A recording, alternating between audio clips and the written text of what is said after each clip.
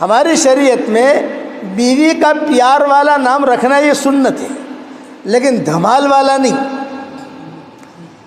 حضرت عائشہ کو حضور پیار میں عویش کہتے تھے، کبھی عائش کہتے تھے، کبھی عمیرہ کہتے تھے، حمیرہ، کبھی جو ہے عفیفہ کہتے تھے، کبھی صدیقہ کہتے تھے، حالانکہ یہ نام حضرت عائشہ کے نہیں تھے۔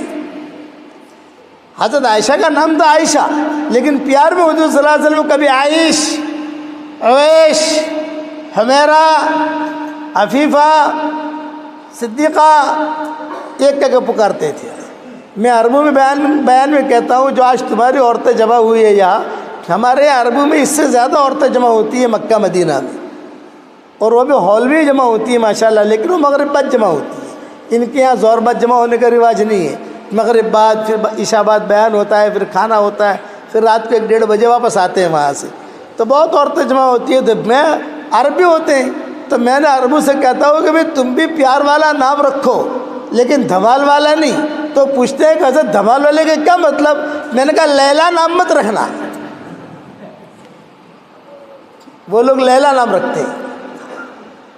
میں ساؤتھ افریقہ گیا تھا تو ہمارے ایک جگہ پر عصرانہ تھا، عصرانت، یعنی ہمارا سفر چل رہا تھا، چلتے چلتے ہمیں جو ہے کسی جگہ عصر کی نماز پڑھنی تھی اور ہمیں وہاں شام کی چائے بھی پینی تھی۔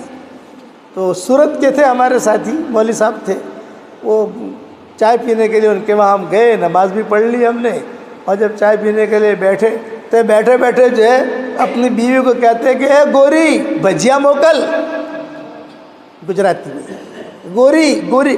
میں نے کہا تیری بیوی کا نام گوری ہے؟ بولے نہیں گوری تو نہیں ہے، لیکن آپ نے کہا ہے نا بیوی کا پیار والا نام رکھنا سنت ہے۔ میں نے کہا یہ گوری نام دھمال والا ہے، وہ بیان سنا ہوگا انہوں نے کہیں۔ تو حضور صلی اللہ علیہ وسلم نے حضرت عائشہ سے کہا ارے اویش تم کیسے آ گئی؟